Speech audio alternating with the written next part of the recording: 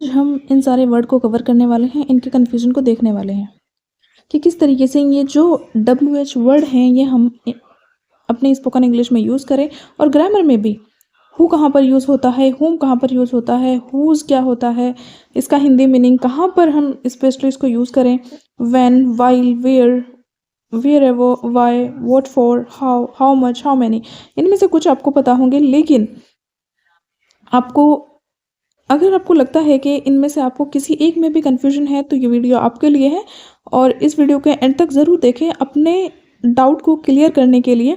हम इनकी basic position भी देखेंगे। कई बार हमको पता होता है, ये लग रहा होता है कि हमको पता है, लेकिन कई बार हमको ठीक से नहीं पता होता और हम गलती करते हैं इनको यूज़ करने में। तो अपने आप को चेक करने के लिए कि आपको कितना पता है क्या नहीं, ये तो आप ये वीडियो देख सकते हैं। The Indian mind translator must choose English के नाम से सीरीज चली है, जिसकी आज एपिसोड 14 है। इससे पहले हमने 39 एपिसोड को कवर किया है, जिसमें ऐसे ही और इससे भी ज़्यादा कन्फ्यूजिंग टॉपिक को कवर किया है। अगर आपने वो नहीं देखे हैं तो आप जाकर देख सकते हैं।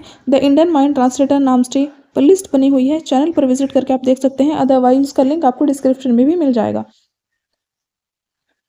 Without wasting time let's start the video. अगर आपको ये वीडियो पसंद आए तो प्लीज़ सब्सक्राइब दिस चैनल। यहाँ पर कुछ सेंटेंस लिखे हुए हैं। Who is calling you, who bag is this, why you came for.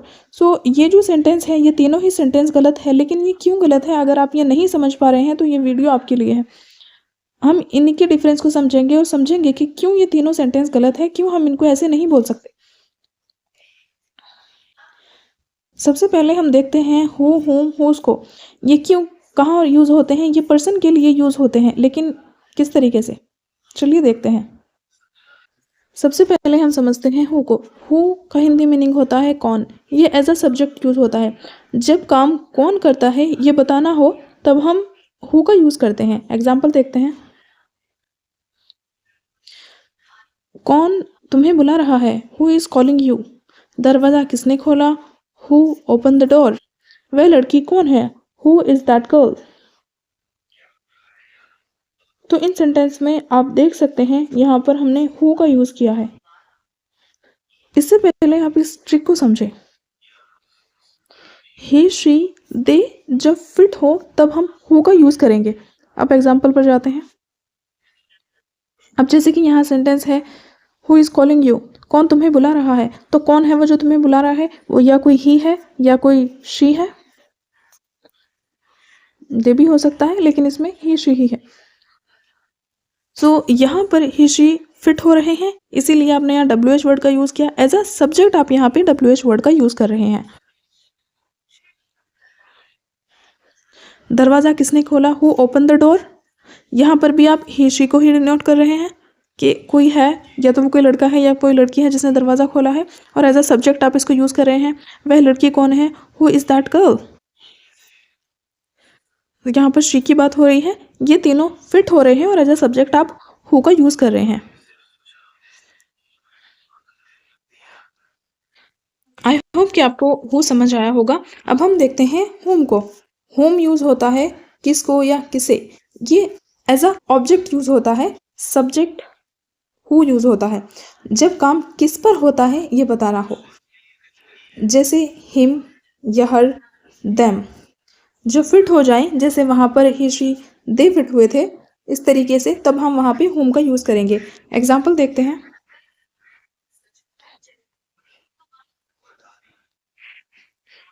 तुम किसे ढूंढ रहे हो, whom are you looking for. उसे किसने बुलाया, होम डिड ही कॉल। तुम किससे बात कर रहे हो, whom are you talking to. तो यहाँ पर इन सेंटेंस में आप ऑब्जेक्ट की बात कर रहे हैं, इसीलिए यहाँ पर आप हु का यूज़ कर रहे हैं। देखते हैं कैसे। Whom are you looking for, आप तुम किसे ढूंढ रहे हो, आप किसे ढूंढ रहे हैं। तो यहाँ पर आप एज ए सब्जेक्ट यूज में है, यू यहाँ पर एज ए सब्जेक्ट है। जिसे आप ढूंढ रहे हैं वो ऑब्जेक्ट है और उसके लिए आपने होम का यूज़ किया है, इसीलिए यहाँ पर हिम या हर फिट हो सकता है। उसे किसने बुलाया, होम डिड ही कॉल। तो यहाँ पर जो किसने है, किसे है,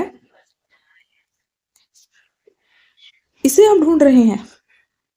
सो ये हिम हो सकता है और यह हर हो सकता है। थर्ड सेंटेंस है whom are you talking to, तुम किससे बात कर रहे हो, कौन है वो जिससे तुम बात कर रहे हो, वही ऑब्जेक्ट है, और जब वो ऑब्जेक्ट है तो आप यहाँ पर whom का यूज़ करेंगे। यहाँ पर क्योंकि हम इस सीरीज़ को स्पोकन इंग्लिश के पॉइंट ऑफ व्यू से ज़्यादा देख रहे हैं, तो आप यहाँ पर इस चीज़ को यहाँ पर समझ सकते हैं। डेली इंग्लिश में होम की जगह हम यू भी यूज़ कर सकते हैं, ये होता है, लेकिन आपको इनका डिफरेंस समझ आना चाहिए। ग्रामेटिकली आप इनका यूज़ इस तरीके से ना करें। अगर आपको एग्ज़ाम में या कहीं पर भी यूज़ करना हो तो आप जानते हो कि होम और होम किस तरीके से यूज़ होंगे।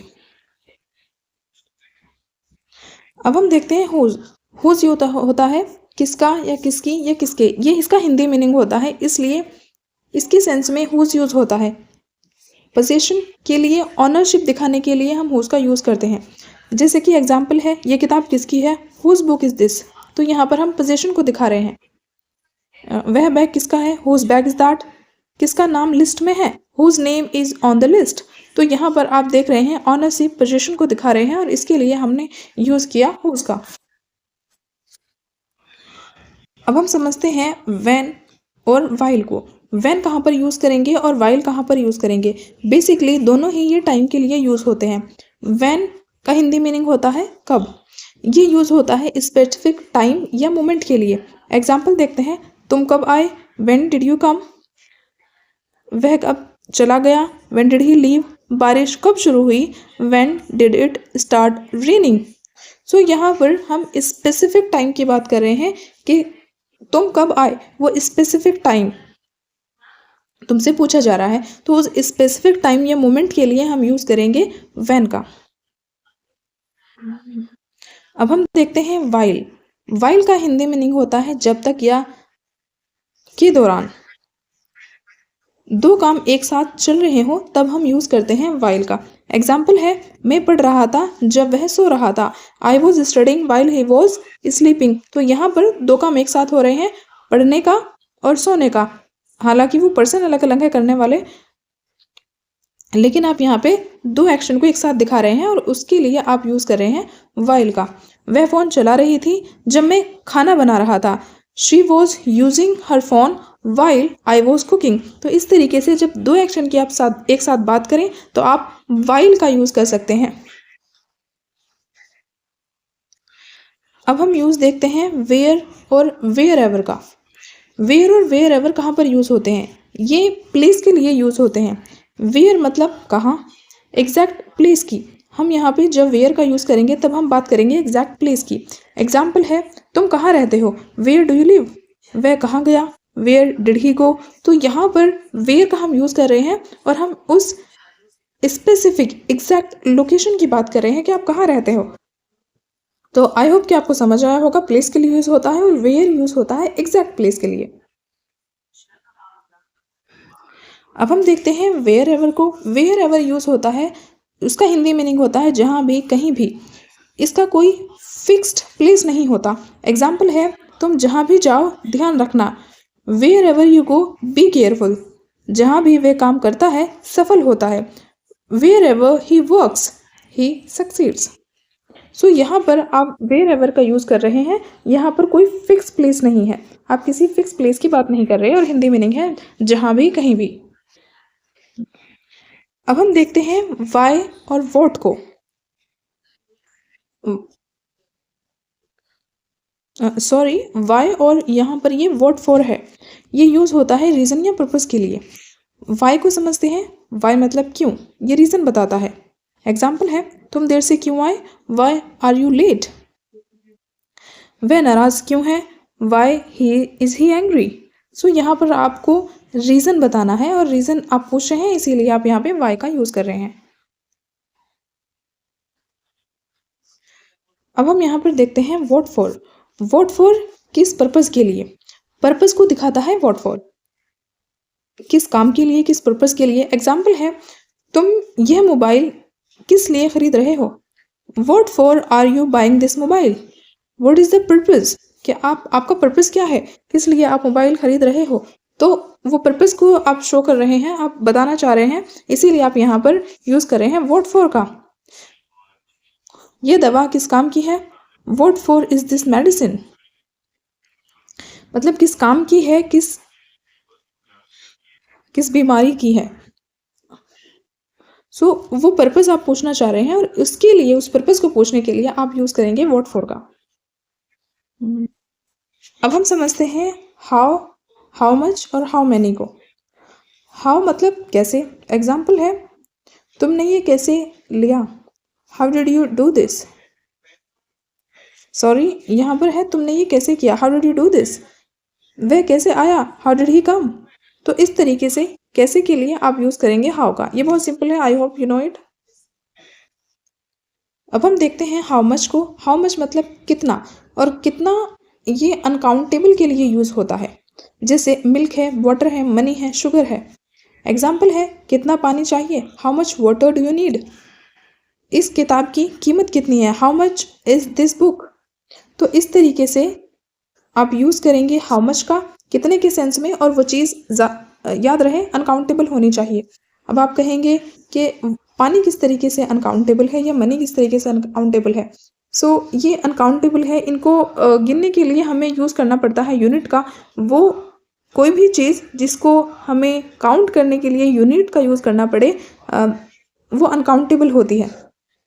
जैसे अगर हम बात करें वाटर की, तो वाटर को आप ऐसे नहीं कह सकते एक वाटर, दो वाटर। आपको बेसिकली एक यूनिट का यूज करना पड़ेगा और वो है लीटर। तो आप कहेंगे 1 लीटर, 2 लीटर, और वो 1, 2 यूनिट है, और उस यूनिट के यूज करके आप इसको काउंट कर रहे हैं। सो दैट मीन्स ये अनकाउंटेबल है। अब हम देखते हैं हाउ मैनी को। हाउ मैनी यूज होता है कितने के लिए, लेकिन ये यूज होता है काउंटेबल चीजों के लिए। जैसे पेन है, बुक्स है, स्टूडेंट्स हैं, ये वो है जिनको हम गिन सकते हैं, काउंट कर सकते हैं। एग्जाम्पल देखते हैं, तुम्हारे पास कितनी किताबें हैं, how many books do you have.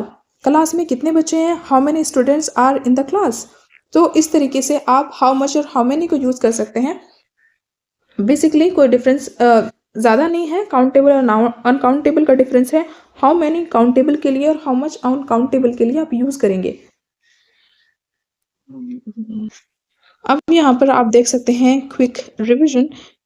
ये टेबल है जिसकी मदद से आप इनको याद रख सकते हैं।